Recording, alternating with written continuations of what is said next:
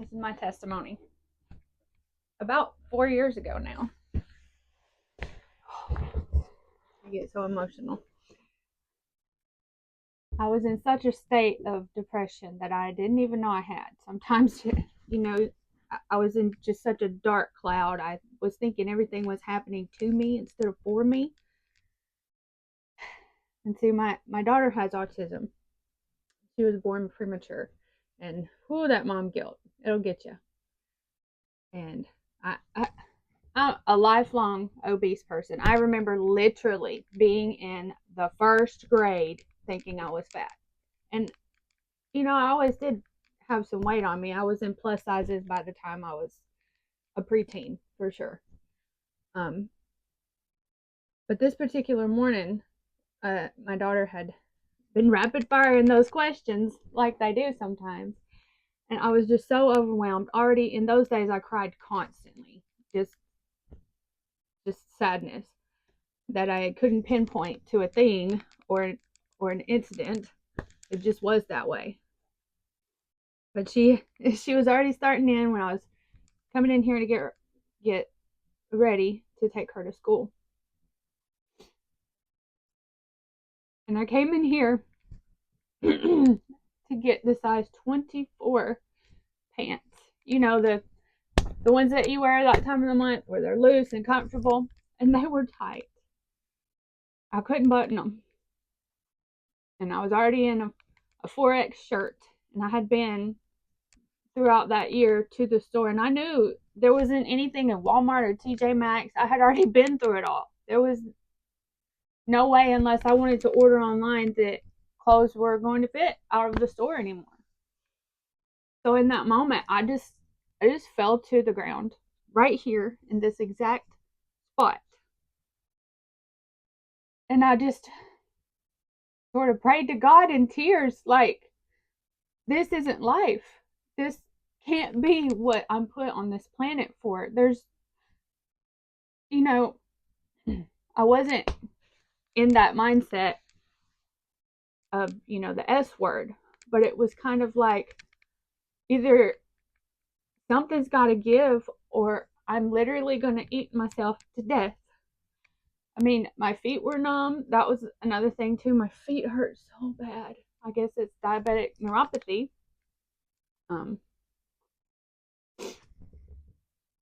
At that moment,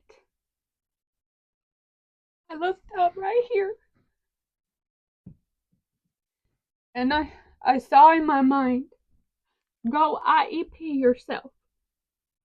Now, if you don't know, that means individual education plan. That's what children with special needs have when they go to school. And it just took me out of that moment enough to where I could, whoa, what was that? And it just had me thinking, and I got up, which was very difficult to do.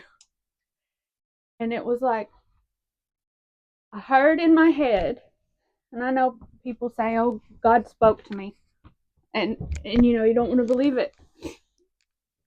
But at that exact moment, I heard, I love you enough to let you be mad at me. Which is something I say to my kids when they want something that's not for them. Because I know with my fully developed brain what is best for their needs, right? And see, I have been sort of a half believer, I guess. I had been to church before and I've been saved on January 5th, 2003. I will never forget that. And it was an immediate thing where I was on fire for God, for Jesus. I wanted to go to church. I couldn't wait to get back to church. And then what happens?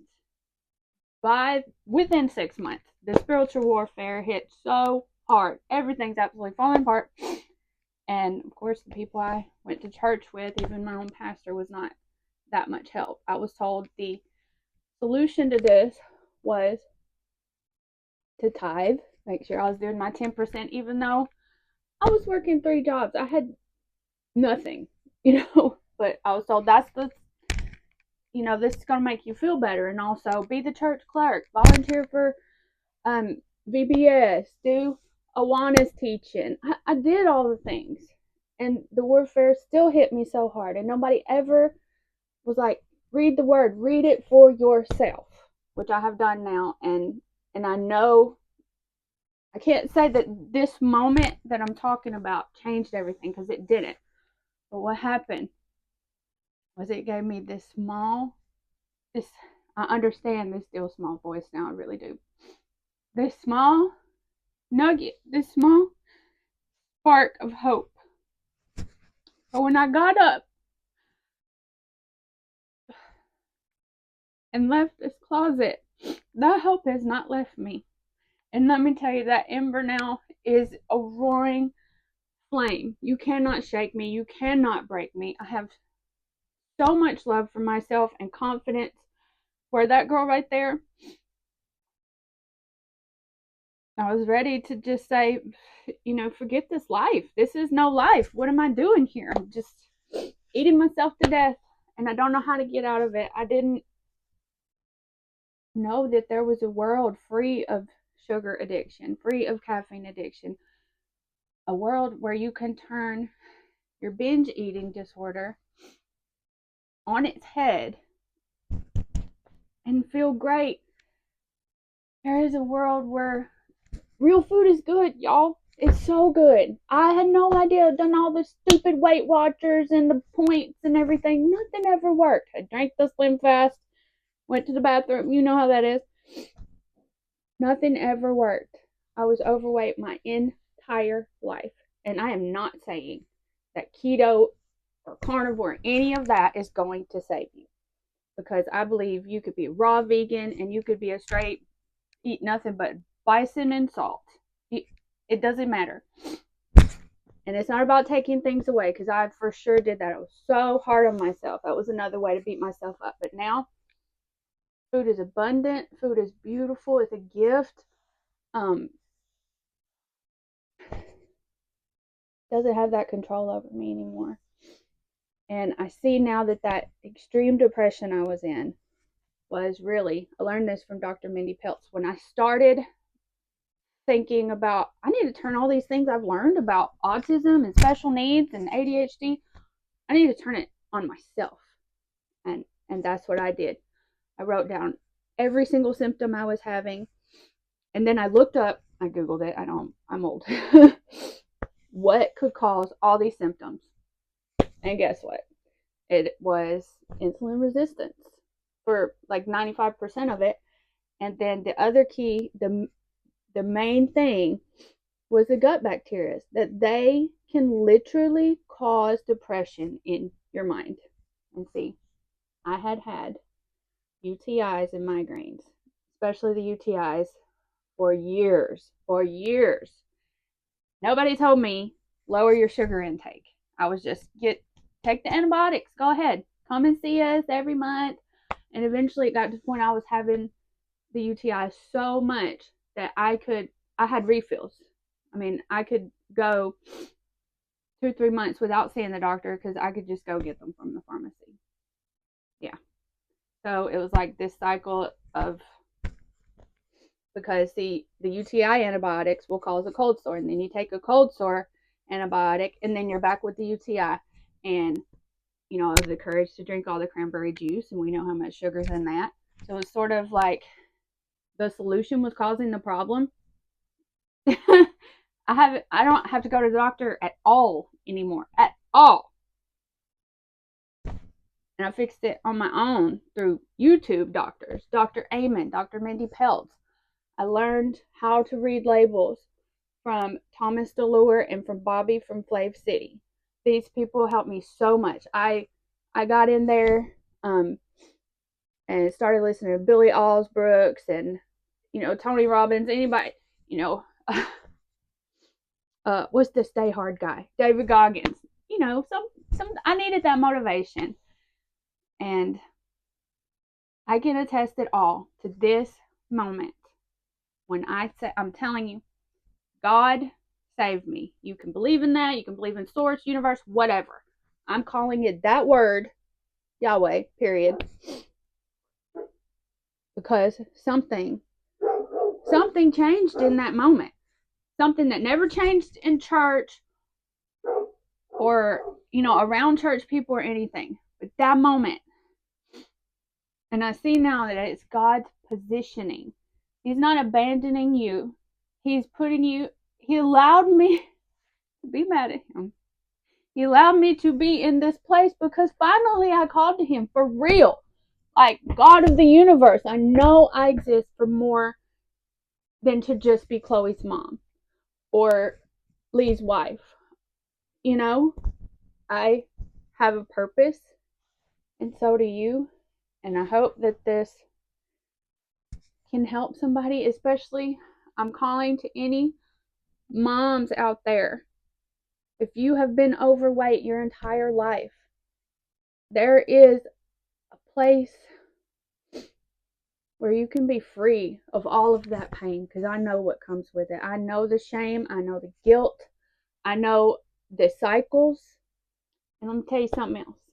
It took 1 year for me to lose over 100 pounds. 1 year.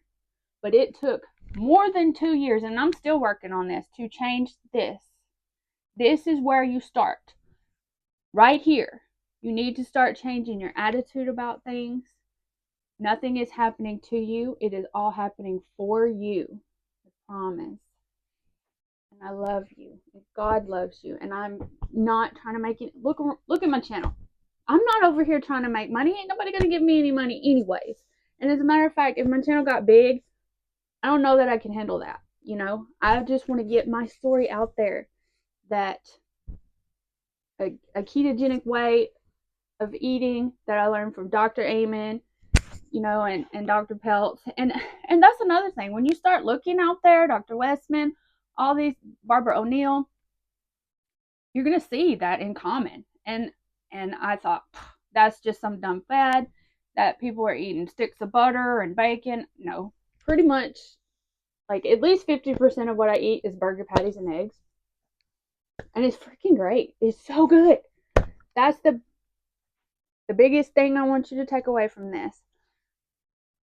Things are happening for you, not to you, and that you can and you will lose the weight, feel great doing it, and not be deprived of anything. The food that I eat is so good. It's so much better than the food I ate before. I was, pretty picky. And now I'm like, bring on the nutrients, nutrient focused, low glycemic. It's not about keto or carnivore or anything. I just try to keep it low glycemic. There's lectins and oxalates and all that jazz. You're going to hear that for sure from Dr. Berg and things. And there's a time for that. And if you can be strict on yourself, go ahead and do it. Because I definitely did that. But looking back, I didn't have to do that. It's because I had such a misconception of how I could be eating. And also, I love this. Things ain't perfect, no. But working out is for your mind, is for your mental health. It is not for your body. That's going to be a side effect. Most of what I do is walk. I remember in the beginning, I looked at my steps because Thomas Delore, and I was getting 0.6 on average for that year. 0.6. Now, if I get less than 3 miles a day, I'm probably sick as a dog, which I have not been. I haven't had a UTI in 3 years. 3 years. They're eating this way. Well, that kind of rambled on. That's why I was avoiding this. And it's pretty embarrassing. So why would a person come out here and tell you, oh, I used to wear a 4X shirt. I show you this. If it's not true, I just want to help you to see that you can and you will. You can and you will. I've never deprived. Never. The food is abundant and wonderful, and it makes me feel wonderful. I have insane amounts of energy. My husband works at Traeger pellet mills, And the bags of pellets, I might do a video of it one day. The bags of pellets are 20 pounds a piece. I can lift 3 of them and bring them in the house. Every time it's just this wonderful reminder because it's so heavy and instantly my feet hurt. Instantly. It will hurt from my feet to my knees carrying those bags in the house. So how is it that I every day on a daily basis was caring for 4 kids, my wonderful husband who's been there from the start, anything I need, he is just such a blessing to me. And there again, thank God for unanswered prayers because I was married to someone else who treated me absolutely horribly, cheated, abandoned me the whole night. And I'm going, God, please, bring it back to me if you really love me and stuff. Thank you for not answering that. Because really, He's made it all possible. In the beginning, I was trying products and things, and it's all expensive. I mean, a box of Magic Spoon is $9 and something. So he's really been through it with me, and just grateful. I'm so grateful that God loved me enough to let me be mad at Him because I got to such a low place that I finally called on Him, gutturally, in tears, squalling. I don't even know that I prayed out loud. But the God of Israel, Abraham, Isaac, and Jacob, He heard my tears anyway, and He put this nugget of hope in my heart. And it's on fire now. It's blossomed into something I could not even have imagined. I'm so grateful. Please go check out these keto, carnivore people, low carb people, whatever. I'm not saying to eliminate everything. I'm saying to add knowledge to yourself. Write down your symptoms. Write down what you've been going through. And then go find somebody that's working on that exact thing. Because I knew all of what Dr. Amen had to say. I have been listening. They even have a daughter named Chloe too. But I was not directing it at me. I was directing that stuff at Chloe. And you know what else? Chloe has been off of her medications that she was on for over a year now.